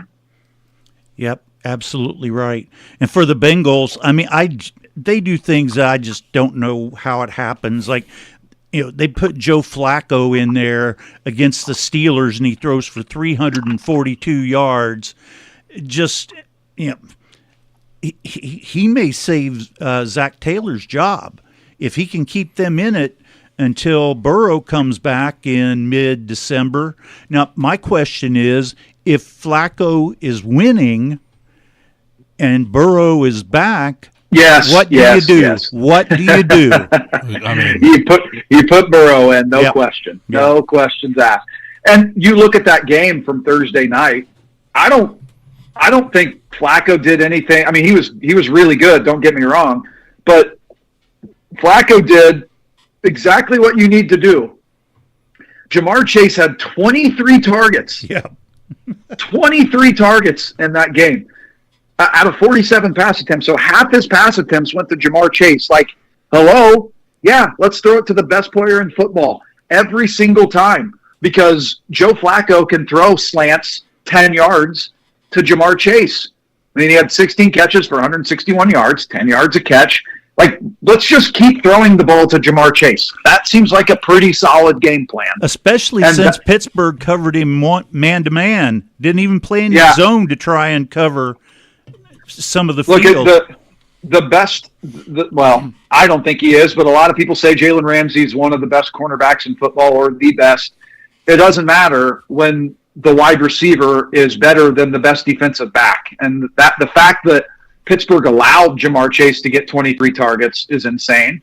But the fact that Joe Flacco realized and Zach Taylor realized we're going to give Jamar Chase 23 targets, that's good coaching and that's just good quarterback play. So I don't know what the Browns are doing, trading within division in the middle of the year. Cleveland's loss was certainly Cincinnati's gain, at least for 1 week. Yeah, and Mike Tomlin, he was mad about that trade before the game. I'm sure he was more irate after the game, after they lost to a Joe Flacco Bengals quarterback team. Yeah, well, here's my thing with Mike Tomlin. The fact that you allowed Joe Flacco, who's 41 years old, to throw for 342 yards on a short week for him is that's on you. That's on you, and the fact that you allowed 23 targets to Jamar Chase is poor game planning, and that's your fault. Yeah, Joe Flacco had only been with the team for 8 days, and he did that to the Steelers. Yeah, you can see a little bit in that Bengals-Packers game in the second half. Joe Flacco seemingly starting to figure it out a little bit. I mean, that game was closer than the final score indicated. And, a short week, I think the game plan was just simple. We're gonna pepper targets to Jamar Chase, and they did get the ground game going a little bit, although they only had 23 carries, 5 of which were by Joe Flacco. But so 18 carries for their running backs, and 23 targets for Jamar Chase was insane, and it was a smart game plan and good to watch for the Bengals. Yep. All right. Well, we probably should get to our picks for this week. I've had my second bad week in a row. Brian, take it away. All righty. We're getting on the right track. I've looked in our text thread and I've looked at our pictures from like the last 2 years of our picks. Usually by this time, one of us has 50 or more wins, and That is not the No. case. It's not been great. It's not been great. Where do we stand? I know you've sent it, but we're Alrighty. So after last week, Tom is 33 and 37. Josh, you are 34 and 36. Jason, after making 2 weeks of a comeback, he fell really bad and he fell really hard. He is now 31 and 39. And I promise no tomfoolery is going on. Myself, I am 36 and 34. You know, I'm happy to be 2 games above 500. I feel like we're all destined for a week of, 7 and 3 or 8 and 2. But the way this year is going, we're all going to go 4 and 6 or 3 and 7. I think it just shows you've done a good job picking the games that were all right around that 500 mark and not way above it. So yeah. I think. I'm gonna need you to call DraftKings and tell them that I need one of those 8 and 2 weeks. That would be great, Brian, if you can do that. I will do that. I'm going to call up the hotline number in a couple. Yeah, appreciate that. About 11:05, I'm going to call up the hotline number and say, "Hey, Josh needs an 8 and 2 week." Yeah, I would appreciate that. That'd be great. All right, so our first game, number 10 LSU is traveling to number 17 Vanderbilt. And Vanderbilt is favored by 2.5. This is easy. This is too easy. Vandy outright. Okay. Brian Kelly, he's going to lose a game like this, and today's the day. Yeah, who did Jason take? Jason took LSU. Yeah, I'm going to go with Tom. I'm going to go with Vanderbilt. I think that 2.5 spread, Vanderbilt getting 2.5 or favored by 2.5 points is probably right on the money, but I can't trust Brian Kelly. But if you just read the names, you're like, man, is Vanderbilt really going to beat LSU? But Vanderbilt they could have beaten Alabama a couple weeks ago. So yeah, I'm gonna say Vanderbilt. They submit themselves up there and they knock LSU out of the college football playoff conversation. So give me Vanderbilt. This is one of those games where I'm like, I don't know, because Vanderbilt, they're good, and LSU, I can't tell if they're good, or great, or they're just bad. Vanderbilt could have beat Alabama, like you said, Josh, and LSU. I mean, I don't know. It's the Fighting Brian Kellys. I'm going to take LSU just based off the fact that I think Diego Pavia is going to make one too many mistakes like he did against Alabama. He's going to try and force it into double coverage or triple coverage even late in the game, and Vanderbilt's going to just lose by 3 or 7. Our next game, number 12 Georgia Tech is traveling to Duke, and Duke is favored by 1.5. This game to me is insane. It's now up to 2.5. Duke's favored, so I'm glad it's at 1.5. This is the classic. Vegas knows something that we don't game, and Georgia Tech being ranked number 12, they're 6-0. Duke got hammered by Illinois earlier in the year. They were down big to Tulane, and they lost to Tulane. Like it just doesn't make any sense to me.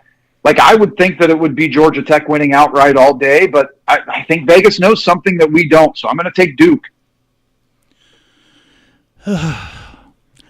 Just because they're ranked number 12 and I don't know much about either one of the teams, I'm going to go with the Ramblin' Wreck from Georgia Tech. Jason also took Georgia Tech, and this is the classic trap game. This is the classic trap game for Georgia Tech. 12-0, you're ranked number 12. You're 6-0. You got a chance if you win this game. Pretty easy schedule outside of Georgia at the end of the season.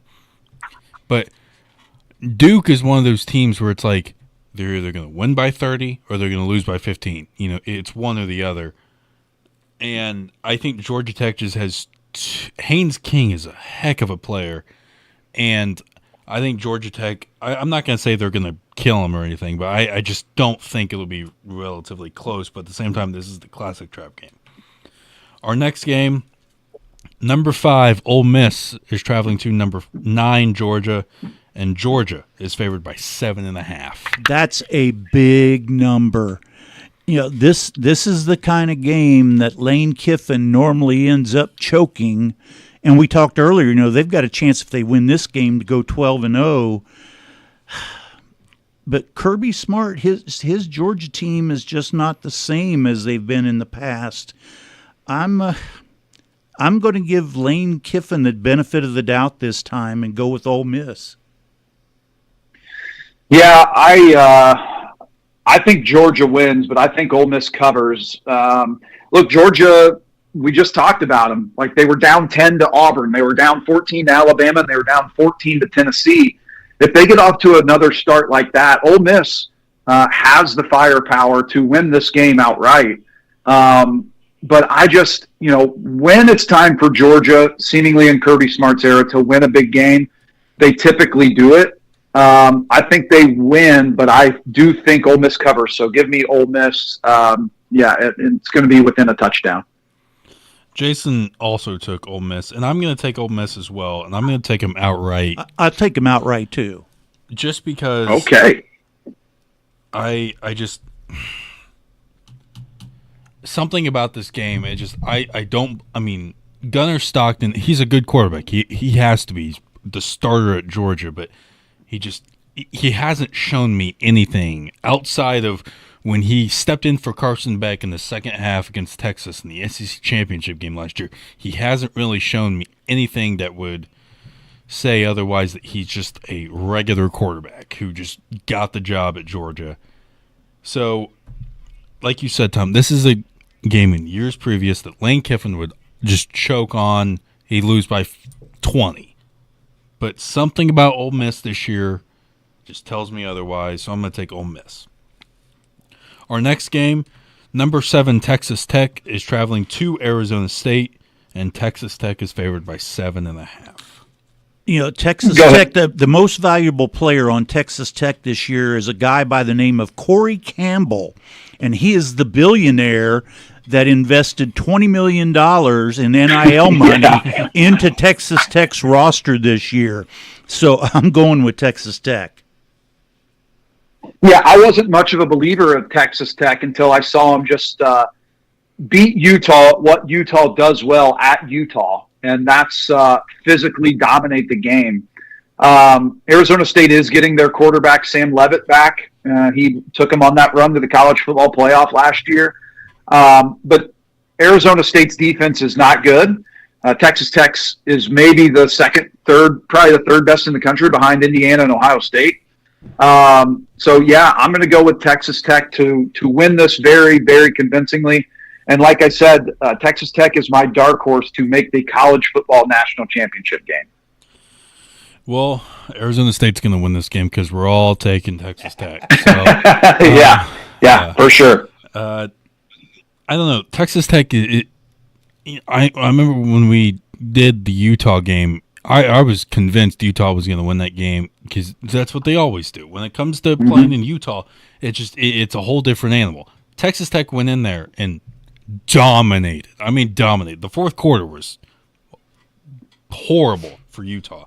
And I think Texas Tech, they're just going to keep working their way up the rankings. And they're going to be that team that doesn't get the respect they deserve until it's too late, when they go 12-0 and they win the Big 12 championship game, and the people are like, oh, okay. So Texas Tech, I'm not going to say by a million because I want the point, but this will be a blowout beyond. Our next game, number 20, USC is traveling to number 13, Notre Dame, and Notre Dame is favored by 9.5. Go ahead, Ryan. Go ahead. Yeah. This is a big spread. And Notre Dame, outside of this game, they don't have anybody else on the schedule. So if they win this, they're going to the college football playoff. USC is a weird team. They lost to Illinois by 2, and then they beat Michigan, but I don't think Michigan's great or good even. So I don't know, but it's a big spread. But I'm going to take Notre Dame just because it's in South Bend. This is a classic game that Lincoln Riley is going to lose by 2 or more touchdowns because he just can't wrap his head around what's going on. And Jason also took Notre Dame. I am going to, go ahead, Tom. Go ahead. I don't know what to think about this game. I think Notre Dame will win. I think USC covers, so I'll take USC. Yeah, I'm going to go also with USC to cover. I'm not going to say they're going to win outright. I haven't been impressed with Notre Dame. They can run the ball, yes. CJ Carr has been awesome as a redshirt freshman. But Jaden Mayava, USC's quarterback, is first in total QBR in the country. He's completing 72% of his passes for 15.1 yards per completion. I think it's going to be a very high-scoring game because I don't trust Notre Dame's defense, and I think Notre Dame's offense can score on USC. I see this something like a 34-31 Notre Dame win. But look, it wouldn't surprise me if USC wins this outright because as good as Marcus Freeman can be, they do seemingly lose games like this. So I think this is going to be the game of the weekend. But yeah, give me USC to cover, and it's going to be much closer than that 9.5 spread. Alrighty, our next game, number 23 Utah is traveling to number 15 BYU, and Utah is favored by 3.5. I can't get over what happened to Utah against Texas Tech. I don't know anything about BYU. Utah's defense is still great. I think it's a low-scoring game. But I'm going to take BYU just because it's 3.5. So, give me the points for BYU to cover. Yeah, I think I'm going to do the same thing. Normally I would pick Utah, but they messed me over earlier this year. So, yeah, I'm going to go with BYU and the points. This is the same kind of team BYU was last year. They were undefeated with Jake Ratliff at quarterback and just kind of getting through games just sometimes by 15, sometimes by 4. It was a weird season for him. Utah is one of those teams where they're gonna either beat you or you're gonna kill them. You know what I mean? But like Josh said, I think this will be a low scoring game. But the fact that it's at BYU, I think that place is gonna be rocking. I'm gonna take BYU. Because, BYU is one of those teams where it's just, they're either just going to hold you down or they're going to let you go. So, but Jason's the only one different. I think this is where he thinks he's going to get a point coming back for him. He's going to go with Utah. We're skip our tiebreaker game and go to the NFL. Our first NFL game. The Colts are traveling back to Los Angeles to face the Chargers, and the Chargers are favored by 1.5. I'm gonna go with the Chargers on this, but I think it's going to be pretty close. I think it's going to come down to Justin Herbert's been really good this year. I think it's going to come down to him making a few plays. The Colts defense, to your point earlier, Tom, just a little questionable about them, and the way that the Chargers have defended the pass and the run this year. I feel like that's going to be too much for the Colts to overcome on the road. I do still think the Colts are one of the best teams in the AFC, but I think the Chargers are as well. So I'm going to take the Chargers here. You just talked me into it because I wasn't sure what I was going to do. I'll take the Chargers. Jason also took the Chargers, and I think everybody knows who I'm going to pick. So I probably won't even have to say it, but I don't know. I think we can all admit when we were wrong. I had the Colts winning 6 games this year because I didn't believe. I thought the defense would be good enough to win you a couple games, and Daniel Jones would be good enough to win you those couple games. And the thing is, the one team that they played who I think is great, or not great, but decently good, the Rams, they lost that game. The other team who, they faced with the Broncos, I'll say it, thanks to a leverage penalty, they ended up getting a 45-yard field goal, and they won the game. So the Colts, in reality, the one game that they played against a very good opponent, they lost. So they haven't really proved themselves yet. But the one good quality about the Colts, it doesn't matter. It's been against bad teams. They're blowing them out. Last week was 40-6. 40-6.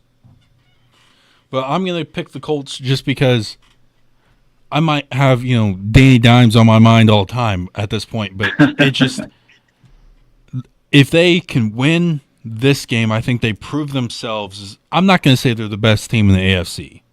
But if they can go on the road, win a big game when it matters, I think that they have a good shot at getting not only, they're going to win the division, but maybe a top 3 seed in the AFC just because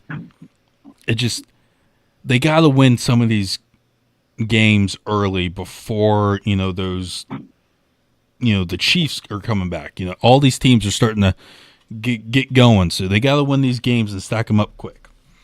Our next game, which this spread makes no sense to me at all, the Saints are traveling to Chicago, and the Bears are favored by 4.5. Give me the Bears. Yeah, I'm going to go with the Bears as well. The Saints have allowed multiple passing touchdowns in 8 straight games. I think Caleb Williams continues to roll here. Saints are also 1-4 against the spread as underdogs, so I think the Bears kind of show up and show out a little bit here. So I'm going to say the Bears win this, with like a 30-20 score, somewhere around there. I did get a request, so we need to save a little bit of time. I have a buddy listening. From Minnesota. He's the Iowa guy, so he wants us to pick the Iowa-Penn State game. So we'll do that one last, but we do need to get that one in as well. Okay. We just do what our listeners want, That's it. That's what we're here for.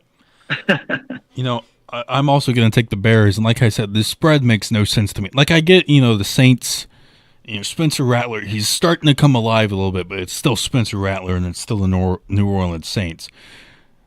What you're seeing out of Caleb Williams each and every week is what we all wanted. We wanted that small improvement each and every week, just to prove that you truly are that best quarterback out of the class last year, and he's doing it. Last week against Washington, he proved it. This week, he's going to prove it again.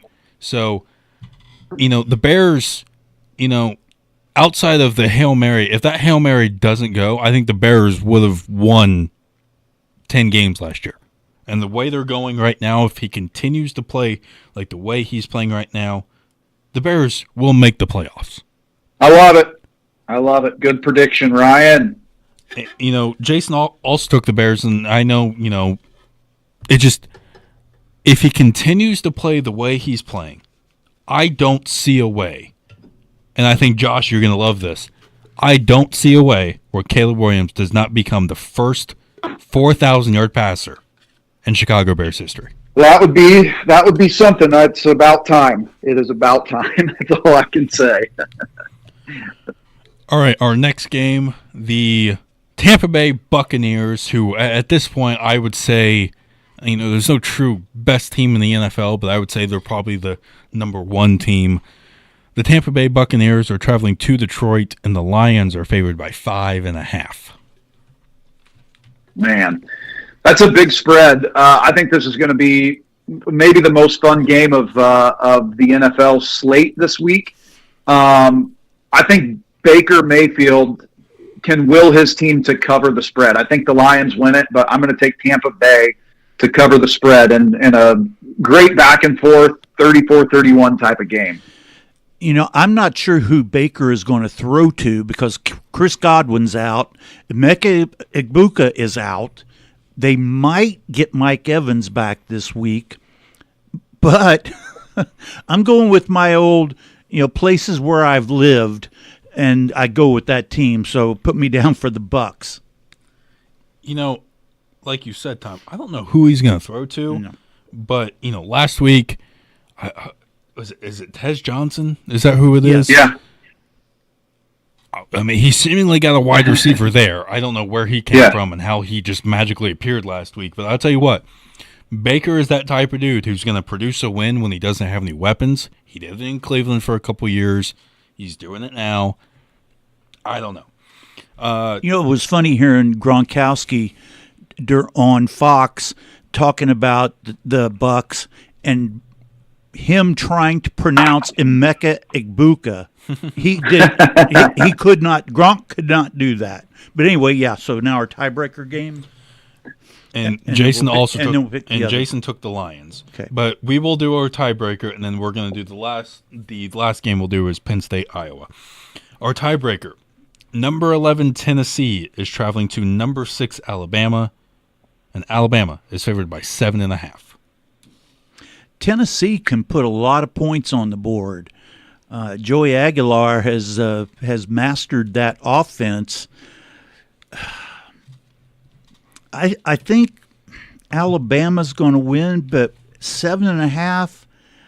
I'm going to take Tennessee, and I'm going to go with 60.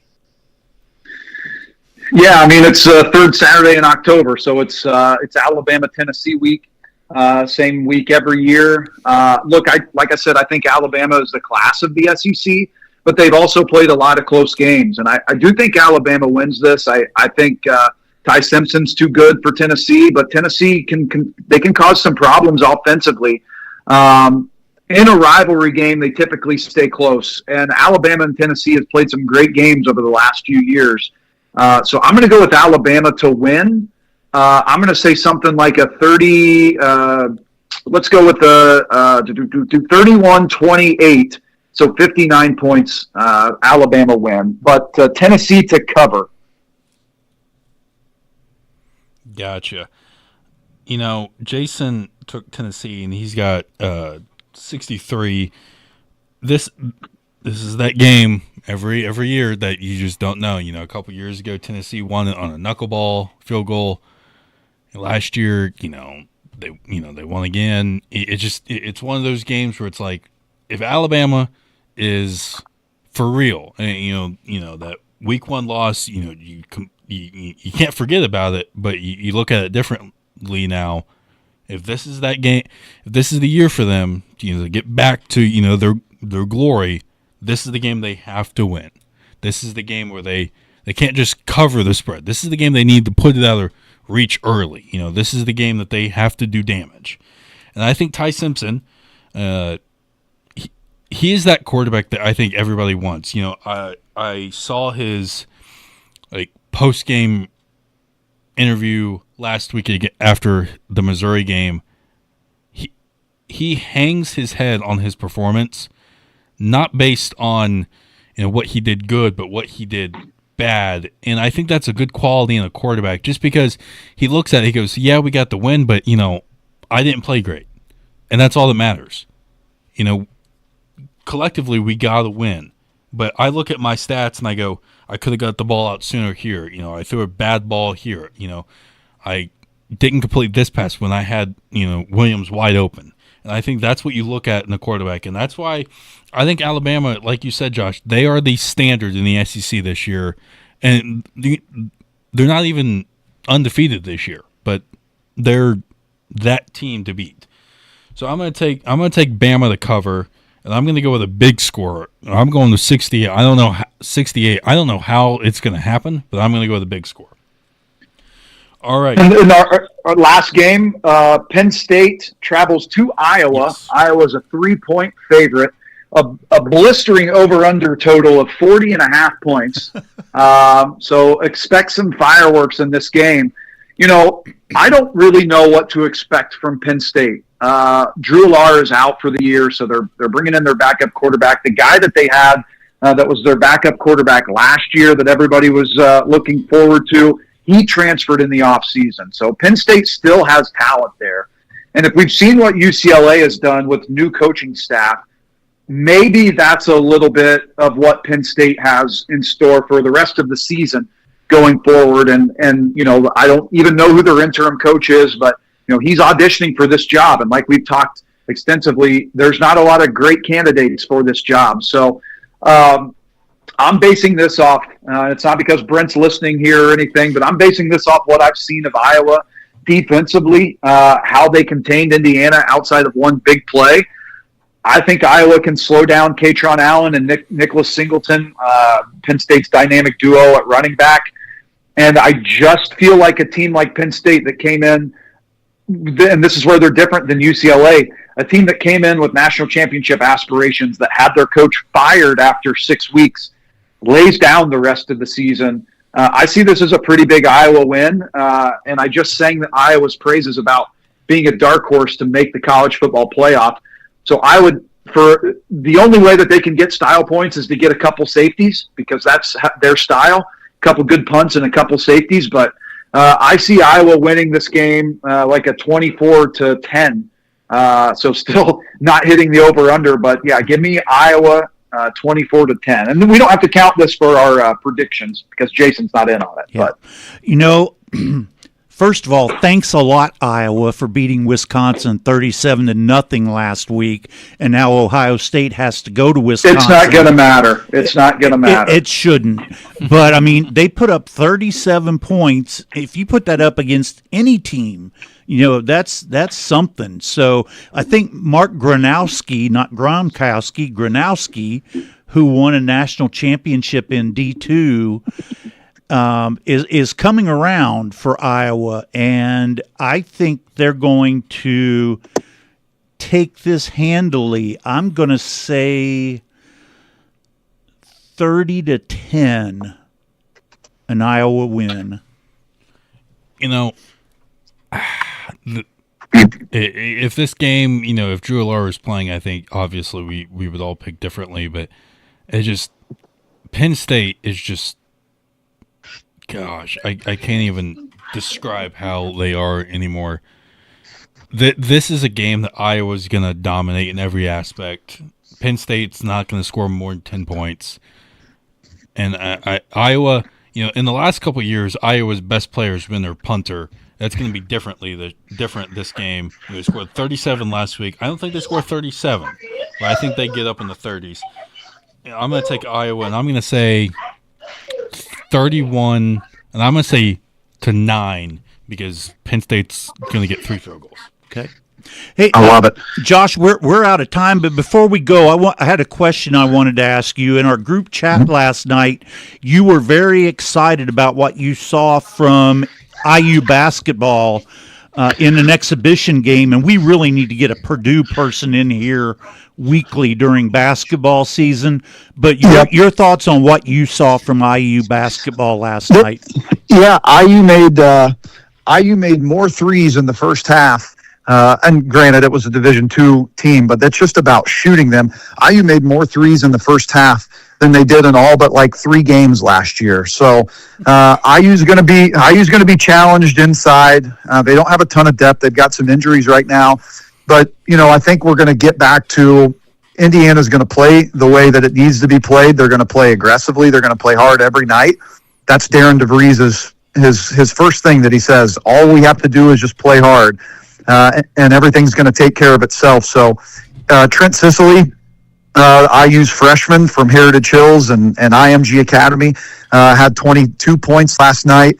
He looked like a difference maker even as a freshman. So I paid the $12.99 for Big Ten Plus to watch that last night, and the Baylor exhibition next week, and I couldn't be happier that I did that. So good things on the horizon, hopefully. And, we'll have to get Colin Rigney in here to talk some Purdue basketball at some point in time. Yep.